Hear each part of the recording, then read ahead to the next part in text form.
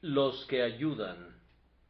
Y a unos puso Dios en la iglesia, primeramente apóstoles, luego profetas, lo tercero maestros, luego los que hacen milagros, después los que sanan, los que ayudan, los que administran, los que tienen don de lenguas. 1 Corintios 12:28.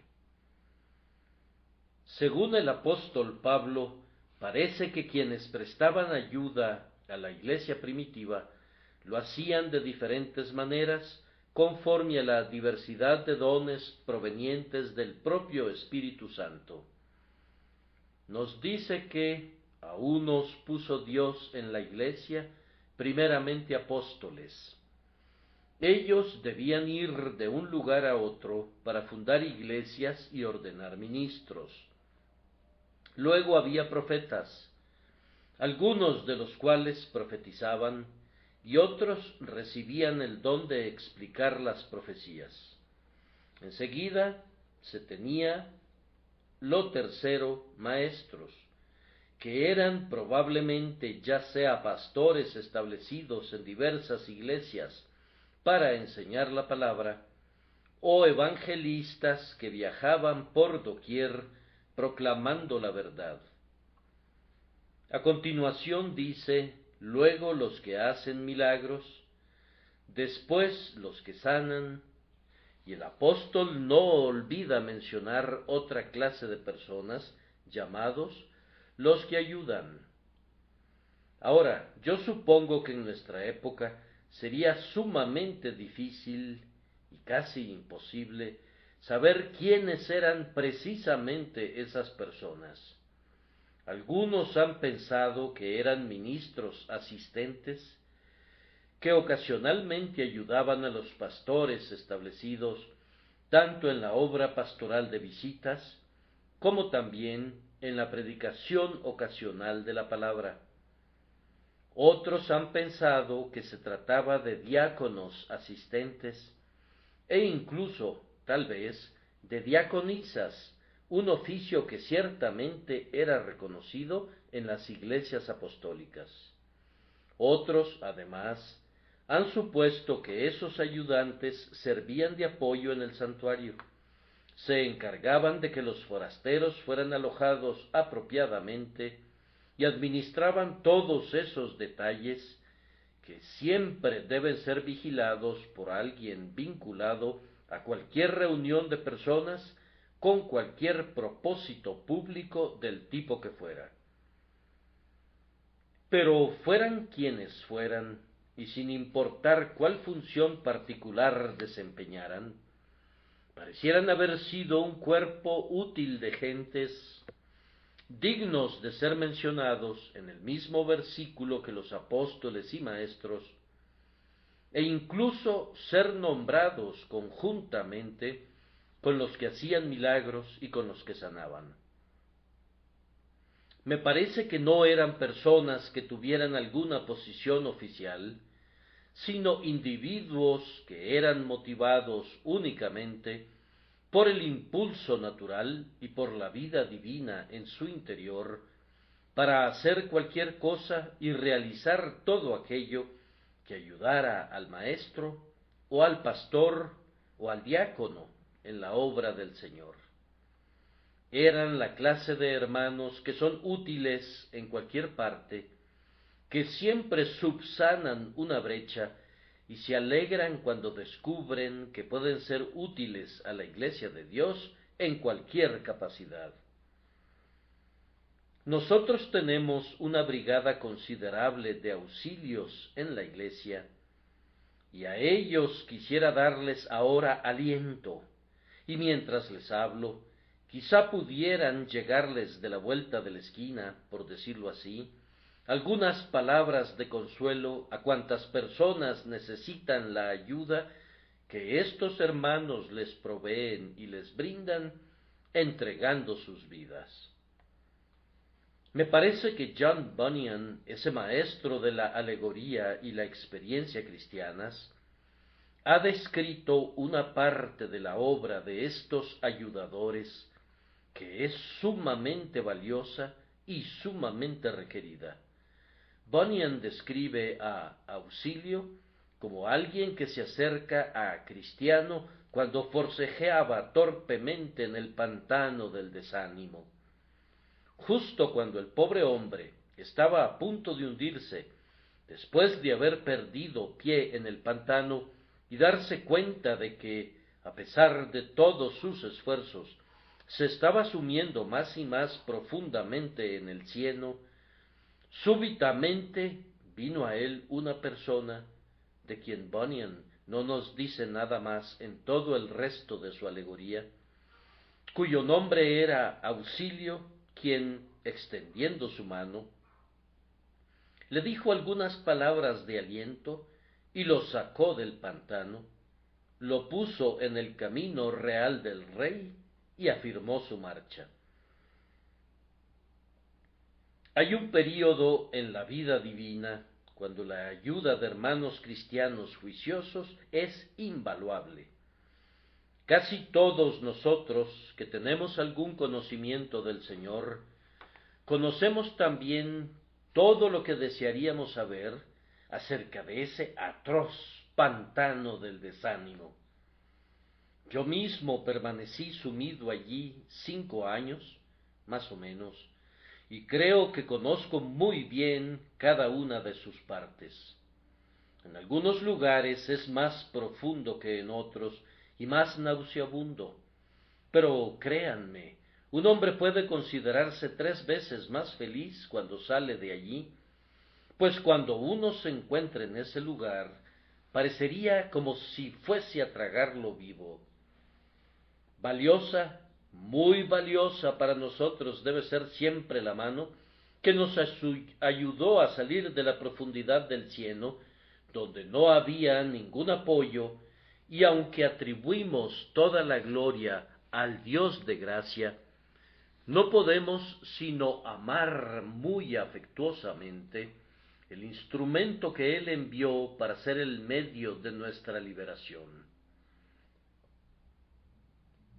En la cima de algunos desfiladeros de los Alpes suizos, para la preservación y alojamiento de los viajeros, el cantón mantiene un pequeño cuerpo de hombres que algunas veces consta de sólo 2 o 3 miembros, que viven en una cabaña en la cumbre y cuyo oficio es ayudar a los viajeros en su camino. Cuando atravesábamos un desfiladero en medio de las montañas del norte de Italia, fue muy agradable para nosotros ver, a unos 4 o 5 kilómetros de la cima, a un hombre que descendió y nos saludó como si hubiese sido un viejo conocido nuestro. Llevaba una pala en su mano, y aunque nosotros no sabíamos qué iba a suceder, él evidentemente entendía mucho mejor que nosotros lo que iba a suceder. Pronto llegamos a un punto donde la nieve era profunda, y el hombre se dispuso a trabajar con su pala para limpiar la senda, y cuando llegamos a un tramo muy feo del camino, algunas personas de nuestro grupo fueron llevadas a cuestas por dicho sujeto. El oficio de ese hombre era cuidar a los viajeros, y pronto llegó otro de sus compañeros con vino y refrigerios, que fueron ofrecidos generosamente a quienes estaban agotados. Estos hombres eran los que ayudan, que pasaban su vida en aquella parte del camino donde se sabía que sus servicios serían requeridos. Y cuando los viajeros llegaban a ese punto, ellos estaban dispuestos a proporcionar su ayuda en el tiempo oportuno. Esos auxilios no habrían sido de ninguna utilidad en las bajas llanuras. Habrían sido más bien un estorbo si se hubieran encontrado con nosotros en cualquier otro lugar, pero arriba eran sumamente valiosos porque estaban justo donde se requería de ellos y acudían exactamente en el momento en que se les necesitaba. Ahora, amigos míos, los que ayudan no son de ninguna utilidad para alguien que se puede ayudar a sí mismo. Cuando no se experimenta ningún problema, un ofrecimiento de ayuda es una intrusión. Sólo hay un punto preciso, una coyuntura tal como atravesar un desfiladero que atraviesa la cima de una montaña, donde la ayuda sería sumamente valiosa para cualquiera. Y me parece que la etapa de la experiencia de un hombre, descrita por Bunyan en el pantano del desánimo, es justamente esa estación donde ustedes, amados hermanos y hermanas en Cristo, podrían rendir una invaluable ayuda al ministro cristiano, viniendo al rescate de aquellos que parecieran estar a punto de ser tragados. Esta brigada de los que ayudan, si entiendo a Bunyan correctamente, están estacionados a las orillas de todo el pantano del desánimo, y su oficio consiste en vigilar por doquier y escuchar los gritos de los viajeros sumidos en la oscuridad que pudieran dar tumbos en el cieno.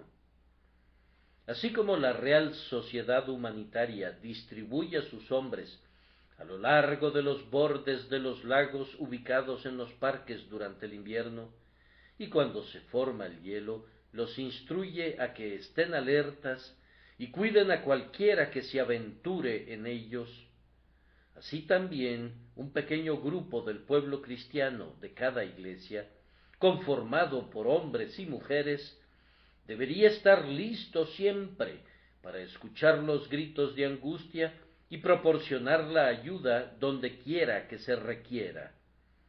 Tal me parece a mí que es el tipo de los que ayudan que necesitamos. Así, tal vez, pudieran haber sido estos seres que servían como los que ayudan.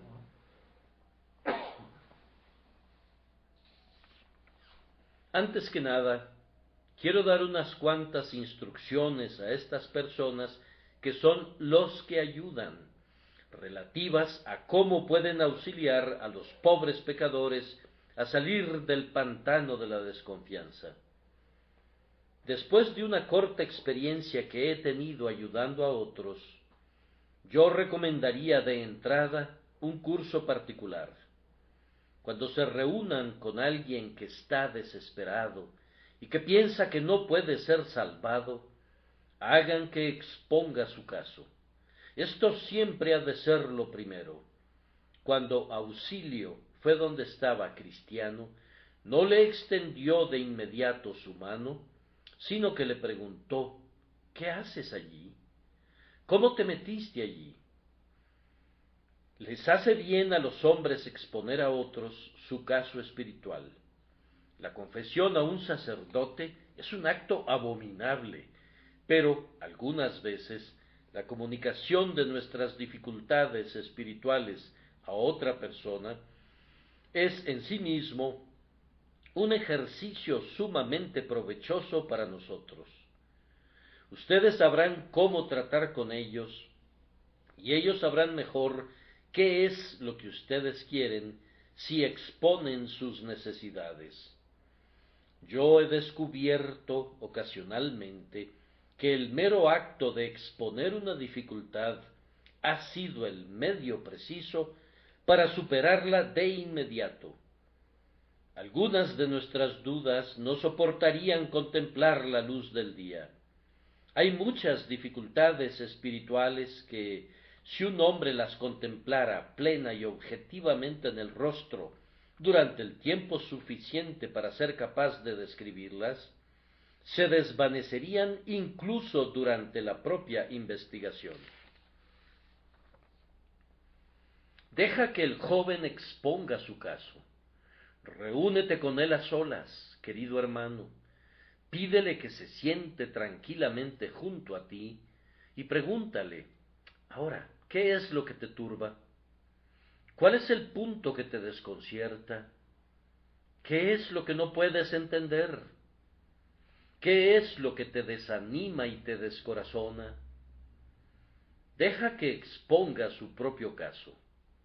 Junto con esto, en la medida de lo posible, entren en su caso.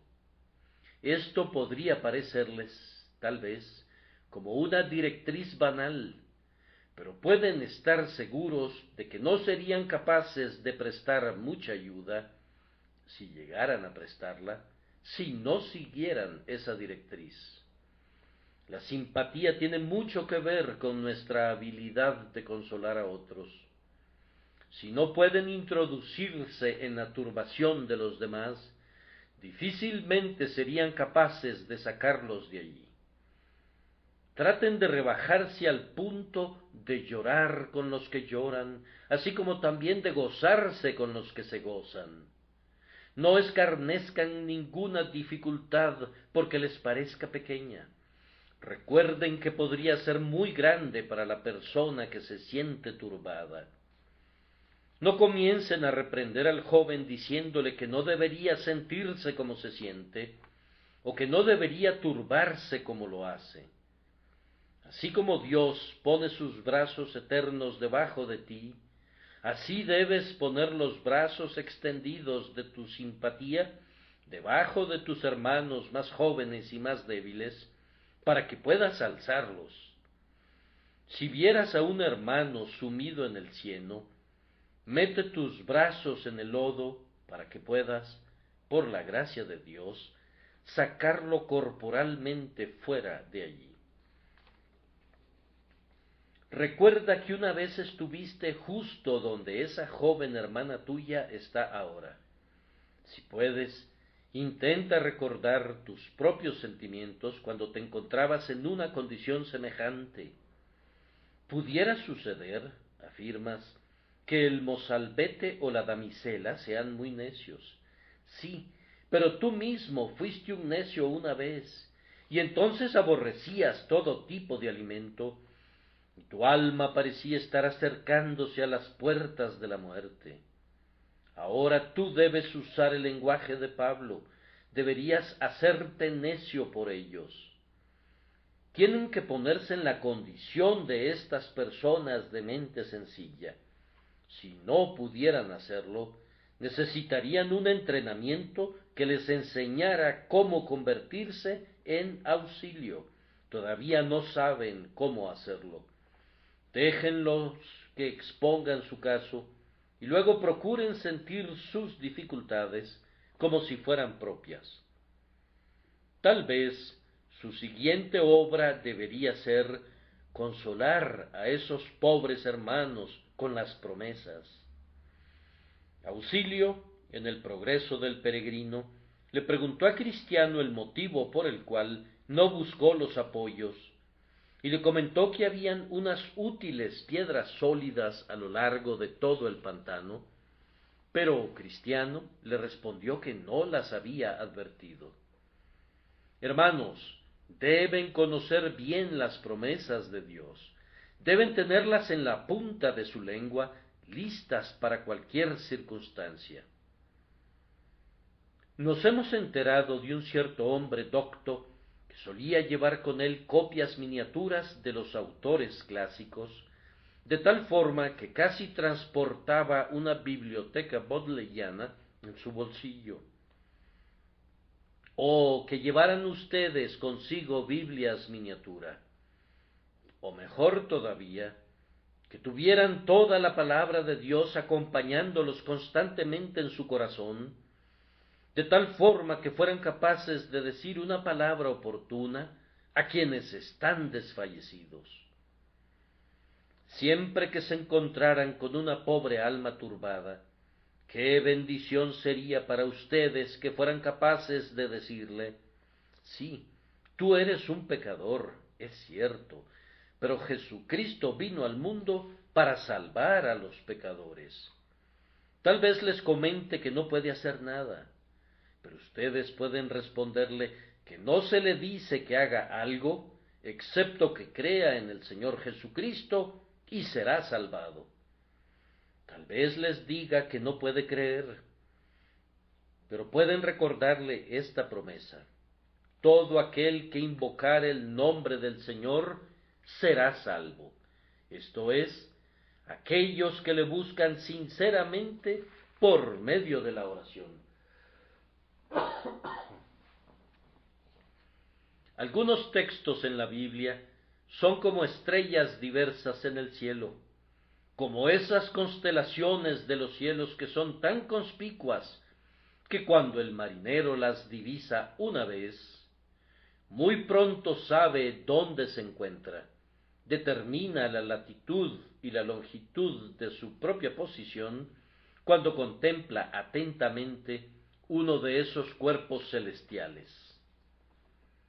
Algunos resplandecientes pasajes de la Escritura parecieran estar colocados en el firmamento de la revelación como estrellas que guían a las pobres almas desconcertadas. Refiéranse a ellos, cítenlos con frecuencia, hagan que el pobre pecador fije sus ojos en ellos. Esa será una de las mejores maneras de ayudarle. Oh, si hubiese alguna pobre persona desesperada aquí presente esta noche, permítame que le cite unas grandiosas y poderosas promesas de nuestro Dios. Deje el impío su camino y el hombre inicuo sus pensamientos, y vuélvase a Jehová, el cual tendrá de él misericordia, y al Dios nuestro, el cual será amplio en perdonar. No retuvo para siempre su enojo, porque se deleita en misericordia. El que quiera, tome del agua de la vida gratuitamente. Estos tres textos son muestras de promesas por medio de las cuales ustedes, que son auxilios, pueden apoyar a los pecadores que se hunden. Después de esto, queridos amigos, intenten instruir más plenamente en el plan de salvación a quienes pudieran necesitar de su ayuda. El Evangelio es predicado cada domingo en cientos de púlpitos en Inglaterra, y sin embargo no hay nada que sea tan poco conocido o entendido en este país como la verdad que es en Jesús. Algunas veces, sin importar cuánto lo intente, el predicador no puede exponer con sencillez el simple Evangelio. Tal vez tú podrías ser capaz de hacerlo porque te adaptas a la comprensión de la persona que está ante ti. Dios es mi testigo de cuán sinceramente me esfuerzo siempre para decir con sencillez y claridad lo que expreso, pero mis modos peculiares de pensamiento y de expresión podrían no adaptarse a los casos de algunas personas en una concurrencia tan vasta como esta. Alguien más podría adaptarse a los casos que yo no puedo. Si mis hermanos y hermanas, los que ayudan, estuvieran activos constantemente, podrían explicar a menudo aquello en lo que yo más bien los confundo. Eso que podría no haber sido entendido como el predicador lo expuso, será comprendido si fuera explicado nuevamente por ellos.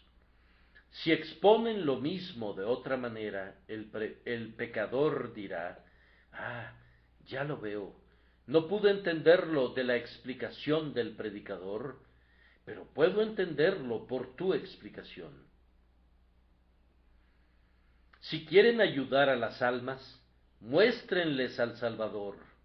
No las atosiguen con asuntos irrelevantes, sino simplemente háblenles de inmediato acerca de la sangre preciosa.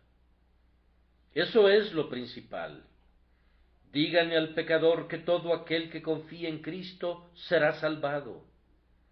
No le deben mostrar la puerta angosta como lo hizo Evangelista. Esa no es la manera, sino muéstrenle la cruz al pecador.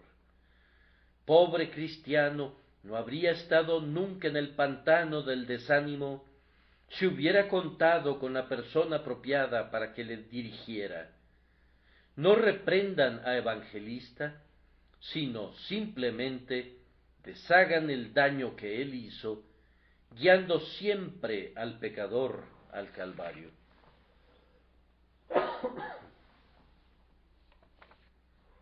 ¿Quisieran complementar esto?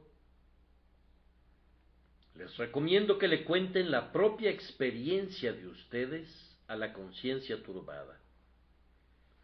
Muchos han sido capaces de salir del pantano del desánimo de esa manera. ¿Cómo?, pregunta el joven, ¿sentiste alguna vez como yo siento? Debo decir que con frecuencia me ha parecido gracioso, cuando he hablado con jóvenes buscadores, ver que abren asombrados sus ojos cuando piensan que yo sentí alguna vez lo mismo que ellos, mientras que yo habría abierto los míos con mucho mayor asombro si no hubiera sido así. Nos sentamos a veces y les contamos a nuestros pacientes todos sus síntomas, y entonces ellos piensan que debimos haber leído en sus corazones, cuando el hecho es que nuestros corazones son precisamente como los suyos, y leyendo en los nuestros, leemos en los suyos. Hemos transitado por la misma senda que ellos, y sería algo muy duro que no les describiéramos aquello que nosotros mismos hemos experimentado. Incluso los cristianos avanzados encuentran gran consuelo al leer y oír acerca de la experiencia de los demás, si en algo se asemeja a la suya, y para la gente joven, oír que otros cuentan lo que han experimentado antes que ellos, es un medio de gracia sumamente bienaventurado. Yo quisiera que nuestros hermanos ancianos fueran más frecuentemente auxilios en este asunto, y que cuando vieran a otros en problemas, les contaran que ellos han atravesado por las mismas dificultades, en lugar de culpar a los jóvenes, como hacen algunos, por no saber lo que no pueden saber, y de reprocharlos por no tener cabezas maduras sobre hombros jóvenes, donde, estoy seguro, estarían singularmente fuera de lugar. Además, yo pienso que ustedes ayudarían muchísimo al joven buscador si oraran con él. Oh, el poder de la oración. Cuando no pueden decirle al pecador lo que quisieran decirle, algunas veces pueden decírselo a Dios a oídas del pecador. Hay una manera de decir en una oración conjunta con la persona lo que no podrías decirle directamente a su cara, y algunas veces, cuando se ora con otro, está bien exponer el caso muy clara y sinceramente, decir algo así: Señor, tú sabes que esta pobre joven mujer aquí presente está muy turbada, pero es por su propia culpa. Ella no quiere creer en tu amor porque dice que no hay evidencia de él. Tú lo has mostrado en el don de tu amado Hijo, pero ella persiste en querer ver algo más que fuera suyo sobre lo cual pudiera apoyarse, algunas buenas estructuras o sentimientos. Se le ha dicho muchas veces que toda su ayuda radica en Cristo y para nada en sí misma. Sin embargo, ella continúa buscando fuego en medio del agua y vida en los sepulcros de la muerte. Abre sus ojos, Señor, haz que vuelva su rostro en la dirección correcta, y condúcela a ver a Cristo y no a sí misma. Orar de esta manera, ustedes pueden verlo, hace que el caso sea expuesto con claridad. Hay un poder real en la oración, pues el Señor en verdad oye todavía el clamor de su pueblo. Amados, tan ciertamente como que el fluido eléctrico transporta el mensaje de un lugar a otro, tan ciertamente como las leyes de la gravitación mueven a las esferas. Así de cierto es que la oración es un poder misterioso pero real. Dios, en verdad, oye la oración. Algunos estamos tan seguros de ello como lo estamos de respirar. Lo hemos probado y comprobado. No es ocasionalmente que Dios la ha oído, sino que se ha convertido en algo regular para nosotros pedir y recibir, como lo es para nuestros hijos pedir alimento a la mesa y recibirlo de nuestras manos. Yo difícilmente pensaría en intentar demostrar que Dios oye mi oración, ya sea demostrármelo a mí mismo o a cualquier otro. De tal manera se ha convertido en el hábito de mi vida saber que Dios oye la oración, que no tengo más duda de ello de la que tengo del hecho que si pierdo mi balance caeré, y de que el poder de la gravedad me afecta al caminar, al quedarme quieto, al levantarme y al acostarme.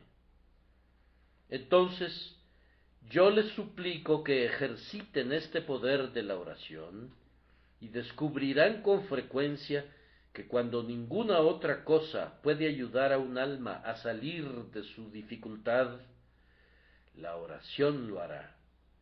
Queridos amigos, si Dios está con ustedes, no hay límites para su ayuda a los demás por medio del poder de la oración. Estas directrices, y no son muchas, quisiera que las conservaran en su memoria, como lo harían con las directrices de la Real Sociedad Humanitaria, referentes a la gente que ha estado en peligro de ahogarse. Me atrevería a decir que algunos de ustedes las han practicado durante tanto tiempo que las conocen bastante bien. Habiendo expuesto así cómo ayudar, ahora voy a describir a quienes pueden ayudar. No es cualquiera quien puede ayudar de la manera que lo he estado describiendo. Quiero alistar a una pequeña brigada de bomberos espirituales, esto es, quiero juntar un grupo de auxilios que asistan a las personas que pudieran estar resbalándose y tropezándose en torno al pantano del desánimo.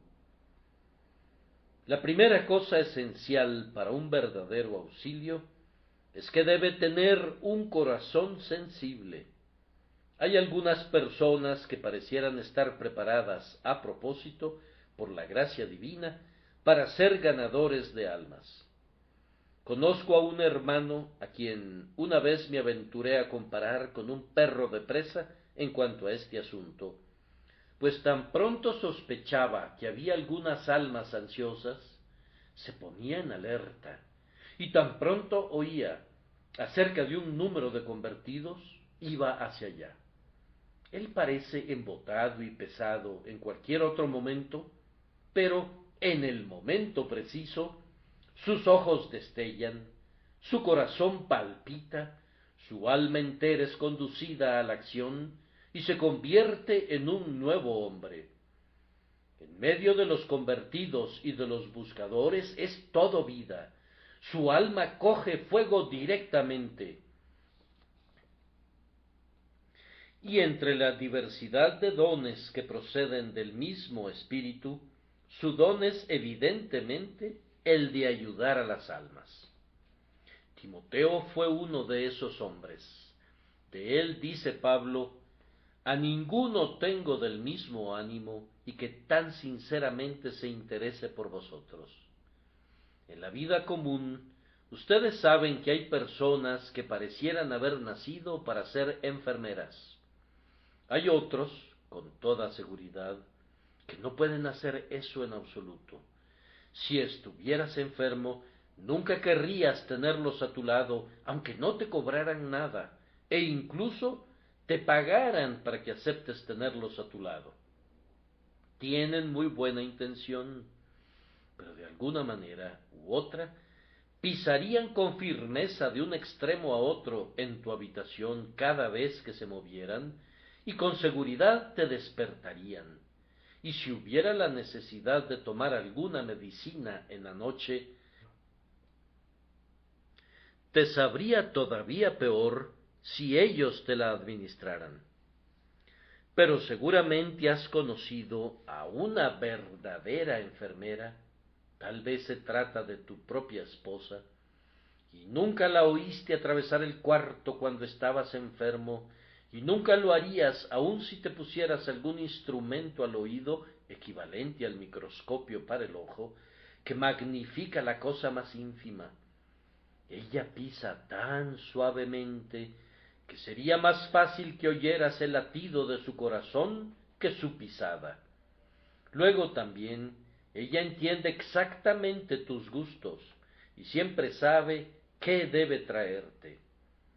¿Quién se enteró de una enfermera más apta para su trabajo que la señorita Nightingale?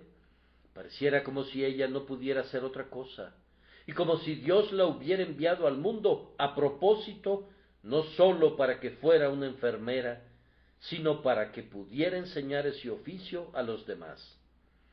Bien, exactamente lo mismo sucede en las cosas espirituales. He usado una ilustración casera para mostrarles lo que quiero decir. Hay algunas personas que si trataran de consolar a alguien cuando está angustiado, se aplican al trabajo tan torpemente que con seguridad le acarrearían una mayor cantidad de problemas de los que antes tenía. Realmente tienen buena intención y tratan de hacerlo lo mejor posible, pero no pueden hacer lo que ustedes necesitan. No es su trabajo, no son auxilios. Toman una barra de hierro para hacer algo que una pequeña ganzúa podría conseguir fácilmente, y hacen todo con un estilo tan extraño y torpe que es notorio que ellos no fueron hechos para ese trabajo. El auxilio verdadero para un alma angustiada es una persona que, aunque su cabeza no sea muy grande, posee un corazón cálido y grande. Es un hombre, de hecho, que es todo corazón. Se decía de Juan que era una columna de fuego de la cabeza a los pies. Ese es el tipo de hombre que el alma necesita cuando está tiritando en medio del frío invierno del desánimo. Yo conozco a tales hombres. Pido a Dios que prepare a muchos más y que nos dé a todos nosotros más de la ternura que había en Cristo, pues a menos que seamos hechos aptos para el trabajo de esa manera, nunca seremos capaces de hacerlo. Además, quien ayuda no solamente necesita un gran corazón, sino un ojo muy sensible. Hay una manera de obtener un ojo sensiblemente agudo con relación a los pecadores. Conozco a algunos hermanos y hermanas que, cuando están sentados en sus reclinatorios, casi podrían decir cómo está operando la palabra en aquellas personas sentadas junto a ellos. Algunas personas no pueden hacer eso, pero otros sí pueden, y además saben precisamente qué deben decirles a sus vecinos de asiento cuando el sermón termina. Entienden cómo decirlo, y si tienen que decirlo estando en el reclinatorio, o cuando bajan por las escaleras, o afuera, o si deberían esperar para hacerlo durante la semana. Parecieran poseer un instinto que les dice justamente qué hacer, cómo hacerlo y cuándo hacerlo. Oh, es algo bendito cuando Dios pone así vigías a lo largo de los límites del pantano del desánimo. Entonces, si tienen oídos dispuestos, oyen y pronto escuchan un chapoteo por allá en el pantano, y aunque estuviera muy oscuro y brumoso, van al rescate. Nadie más oye el grito sino aquellos que se disponen a escuchar su sonido.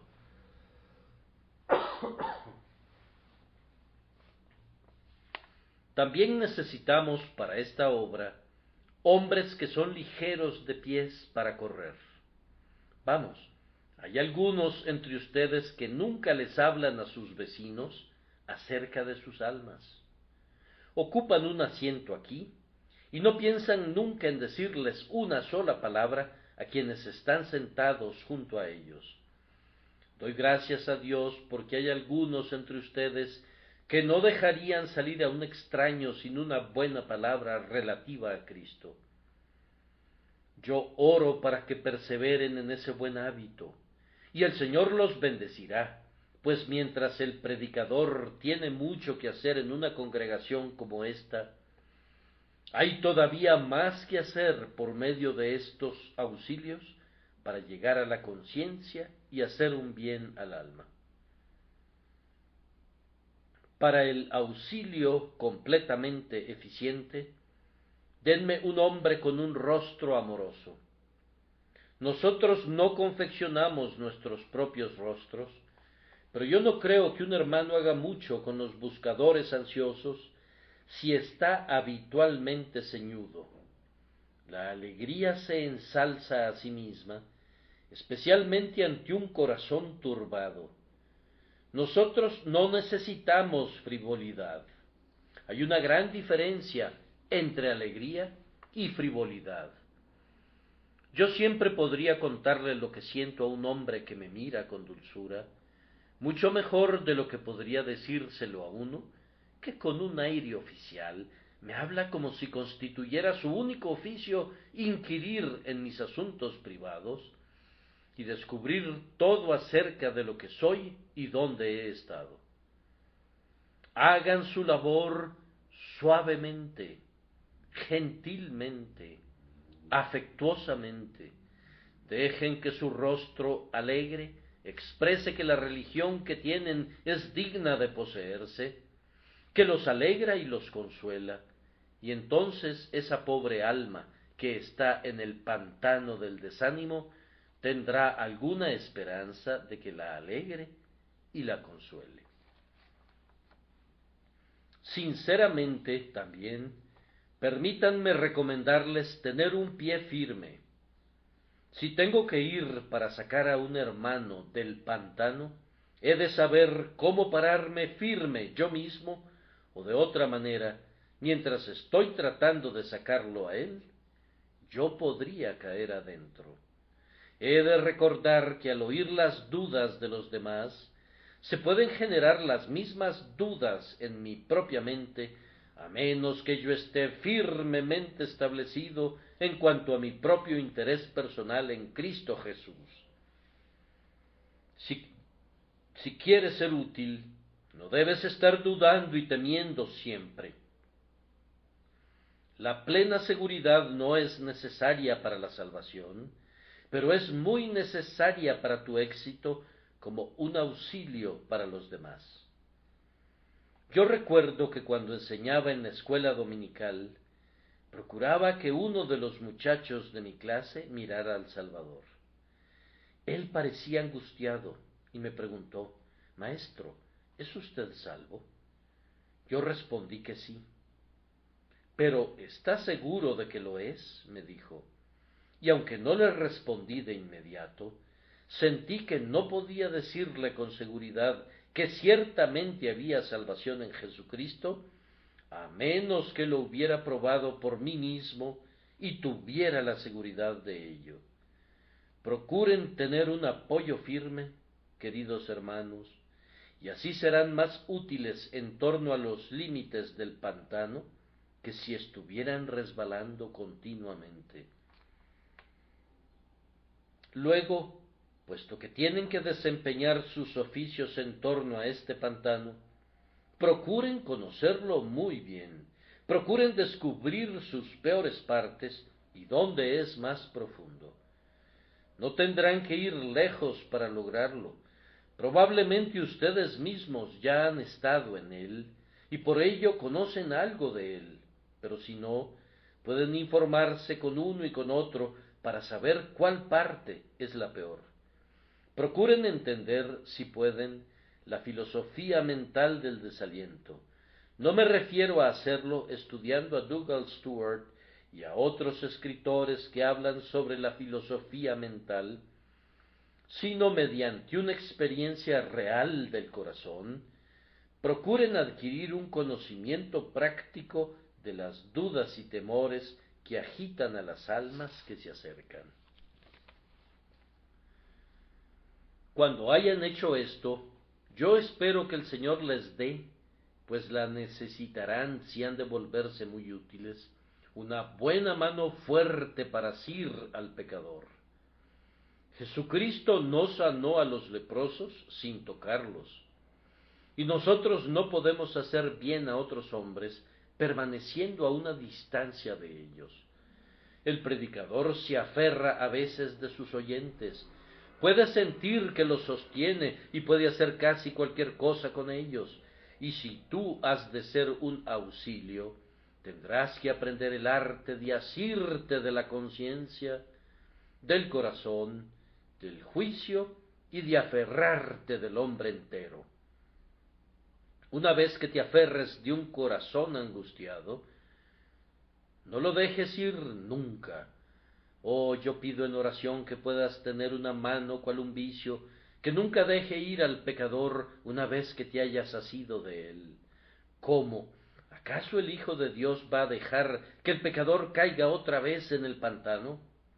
No, no mientras la roca sobre la que está se mantenga firme y mientras pueda sostener al pecador por medio de las manos, de la oración y de la fe.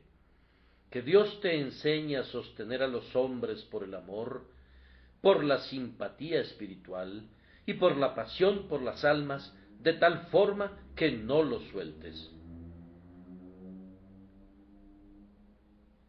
Además, si quieres ayudar a otros a salir del pantano del desánimo, tienes que tener una espalda flexible. Si permanecieras tiesamente erguido, no podrías sacarlos. Debes inclinarte a donde está el hombre.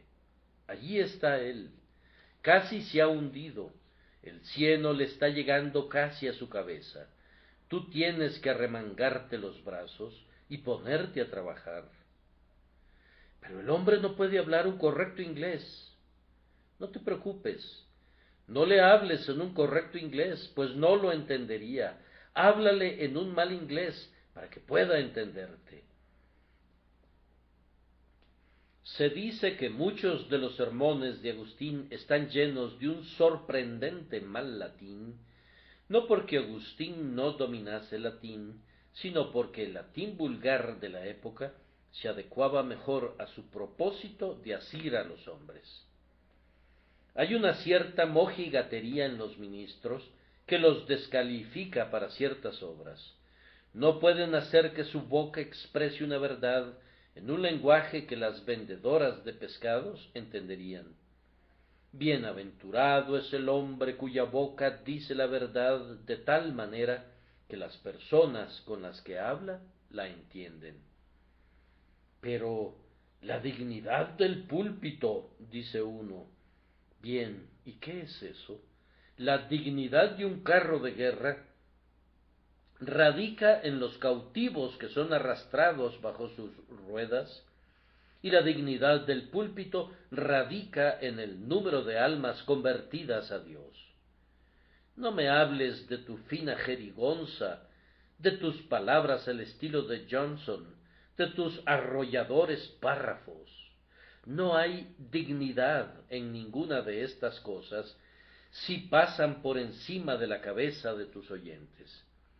Debes condescender hasta los hombres de un bajo nivel, y te encontrarás algunas veces con hombres y mujeres a quienes debes hablarles realmente en un estilo que no es agradable a tus gustos, pero que tu juicio y tu corazón te exigirán y te forzarán a usarlo. Aprende a inclinar tu espalda. No vayas a una humilde casa de la manera que una fina dama acude para visitar a la gente pobre. Anda y siéntate en una silla, o siéntate en una valla si no hay espinas. Siéntate cerca de la buena mujer, incluso si está muy sucia, y háblale no como su superior, sino como su igual. Si hay algún mozuelo jugando a las canicas y quieres hablarle, no tienes que apartarlo de su juego ni mirarlo hacia abajo desde una abominable altura como lo haría un maestro de escuela, sino más bien comienza con unas cuantas expresiones festivas y luego deja caer en sus oídos alguna frase más seria. Si quieres hacer bien a la gente, tienes que rebajarte hasta el lugar donde están. De nada sirve predicar excelentes sermones a hombres que se están ahogando. Antes bien, llega hasta el borde de la piscina, extiende tus brazos y trata de sacarlos. Estas, realmente así lo pienso, son algunas de las cualidades de un verdadero auxilio.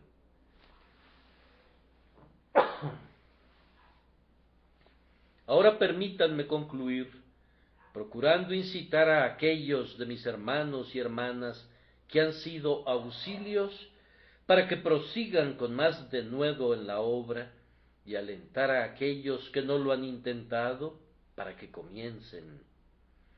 Probablemente alguien podría preguntarse, ¿por qué debería yo ayudar a otros? Y mi respuesta será, porque las almas necesitan ayuda. No basta con eso. El grito de la miseria es un argumento suficiente para la misericordia.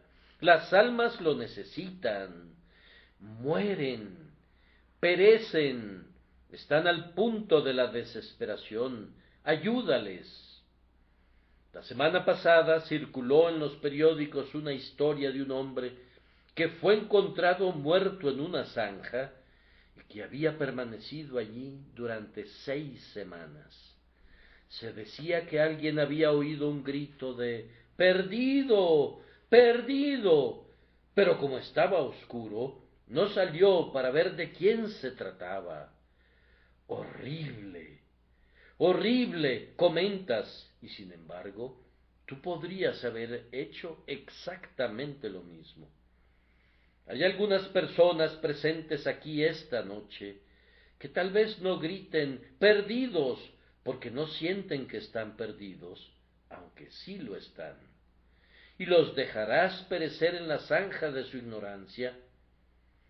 Hay otros que dan voces diciendo perdidos y que necesitan una palabra de consuelo, y los dejarás perecer en la desesperación por falta de esa palabra. Hermanos míos, que las necesidades de la humanidad los animen a la actividad.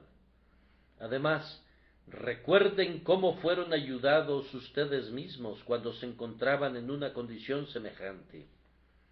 Algunos de nosotros no olvidaremos nunca a esa amada maestra de la escuela dominical, esa tierna madre, esa mujer cristiana, ese amable joven, ese excelente anciano de la iglesia, que una vez hicieron tanto por nosotros. Nunca olvidaremos su tierna atención. Ellos nos parecían como visiones de ángeles resplandecientes cuando nos encontrábamos en la densa niebla y en la oscuridad. Salden la deuda, cancelen la obligación, paguen lo que deben, y no podrían hacer esto excepto ayudando a otros de la misma manera que ustedes mismos fueron ayudados. Además, Cristo lo merece. Hay un cordero allá afuera que está perdido. Es su cordero. ¿Acaso no te preocuparás por él? Si hubiera un niño desconocido a mi puerta solicitando albergue durante una noche, el sentimiento humanitario me motivaría a rescatar a esa pobre criaturita de la nieve y del viento. Pero si fuera el hijo de mi hermano o de algún querido amigo, la simpatía hacia el pariente me constreñiría a protegerlo. Ese pecador es alguien comprado con la sangre del Salvador y es muy apreciado para él. Es un hijo pródigo, pero es el hijo de tu padre y por consiguiente se trata de tu propio hermano. Por la relación que hay, aunque al presente él no lo discierna, ustedes están ligados. Una obligación moral pende sobre ti para prestarle ayuda. Oh amados, ustedes no necesitarían ningún otro argumento si supiesen cuán bienaventurada es la obra en sí misma. ¿Quieren adquirir reconocimiento? Ayuden a otros. ¿Quieren crecer en gracia? Ayuden a otros. ¿Quieren desprenderse de su propio desaliento? Ayuden a otros. Ayudar a otros aviva el pulso, aclara la visión, vuelve valerosa el alma.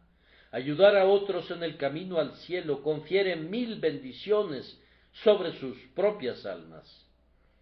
Cierren las corrientes de su corazón y se volverán repulsivas, estancadas, pútridas y fétidas.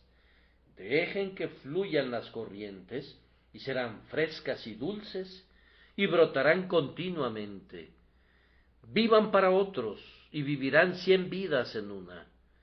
Para una bienaventuranza se recomienda adoptar la diligencia y divorciarse de la ociosidad.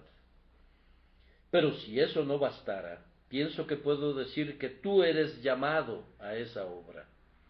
Tu Señor te ha contratado. No te corresponde a ti elegir cuidadosamente lo que harás. Él te ha dado tus talentos y tú tienes que cumplir lo que Él te ordene. Entonces, esta noche, antes de salir de esta casa, procuren desempeñar algún servicio práctico para su maestro, pues Él los ha llamado para eso. Si no lo hicieran, probablemente recibirán la vara de la corrección. Si no ayudan a otros, Dios los tratará como los hombres tratan a sus mayordomos, que no hacen un uso correcto de los bienes confiados a ellos. Su talento les podría ser quitado. La enfermedad podría estar aguardándolos, ya que no son activos mientras gozan de salud.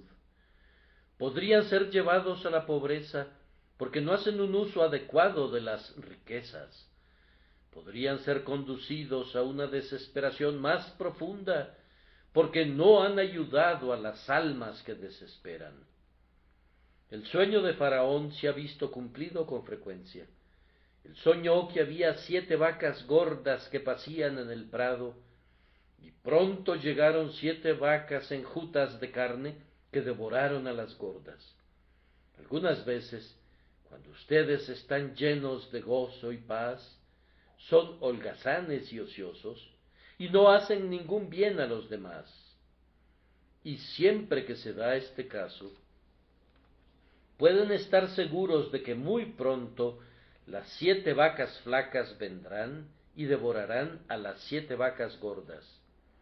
Pueden estar muy seguros de que esos días enjutos, en los que no hacen nada por su Señor, esas oraciones enjutas, esos enjutos domingos, devorarán a los domingos gordos, a sus gordas gracias, a sus gozos gordos, y entonces, ¿dónde estarán?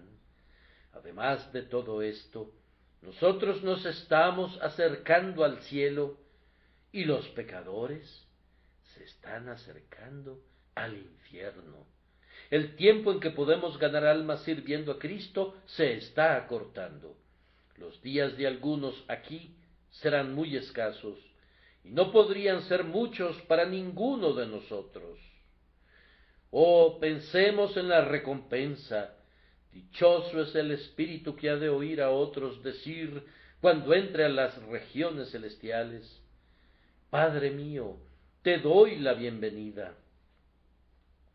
Almas sin hijos en la gloria, que nunca fueron hechas una bendición para otros en la tierra, seguramente se perderán del cielo de los cielos, pero aquellos que han llevado a otros a Cristo tendrán en adición a su propio cielo, el gozo de la simpatía con otros espíritus para quienes fueron un instrumento de bendición. Yo quisiera poder expresar lo que quiero decir en palabras que penetraran quemando en sus corazones. Necesito que cada miembro de esta iglesia sea un obrero. No necesitamos ningún zángano. Si cualquiera de ustedes quiere comer y beber y no hace nada, cuenta con suficientes lugares en cualquier otra parte donde puede hacerlo. Hay por todos lados reclinatorios vacíos. Vayan y ocúpenlos, pues nosotros no los necesitamos. Cada cristiano que no sea una abeja es una avispa. Las personas más pendencieras son las más inútiles, y quienes son más felices y pacíficos son generalmente aquellos que están trabajando más para Cristo. Nosotros no somos salvados por obras, sino por gracia, pero debido a que somos salvos, deseamos ser instrumentos para llevar a otros a Jesús. Quisiera motivarlos a que se incorporen a ayudar en esta obra. Ancianos, jóvenes, y también ustedes, hermanas mías, y todos ustedes, de acuerdo a sus dones y experiencia, ayuden. Quiero hacerles sentir esto. Yo no puedo hacer mucho, pero puedo ayudar. No puedo predicar, pero puedo ayudar. No puedo orar en público, pero puedo ayudar. No puedo ofrendar mucho dinero, pero puedo ayudar. No puedo funcionar como un anciano o un diácono, pero puedo ayudar. No puedo brillar como una brillante estrella particular, pero puedo ayudar. No puedo servir al Señor yo solo, pero puedo ayudar. Hay un texto sobre el cual un antiguo puritano predicó una vez un sermón muy singular. Sólo había 2 palabras en el texto, y esas palabras eran y Bartolomé. La razón por la que escogió ese texto era que el nombre de Bartolomé nunca es mencionado solo, pero siempre se dice de él que estaba haciendo algo bueno junto con alguien más. Él no es nunca el actor principal, sino siempre es el segundo. Bien, que este sea su sentir, que si no pueden hacerlo todo ustedes, harán lo que puedan por ayudar. No nos reunimos esta noche como una junta de consejo para presentar diplomas para tales discípulos que a través de muchas sesiones de labor los han ameritado. Yo confiero en ustedes que han aprovechado bien sus oportunidades el sagrado título de auxilios. Algunos más los tendrán cuando los hayan merecido. Vayan y gánenselos. Que Dios nos conceda que pueda ser su gozo vestir la santa vestimenta de la caridad, con flecos de humildad, y entrar en el cielo alabando a Dios por haberles ayudado a ser auxilios para otros.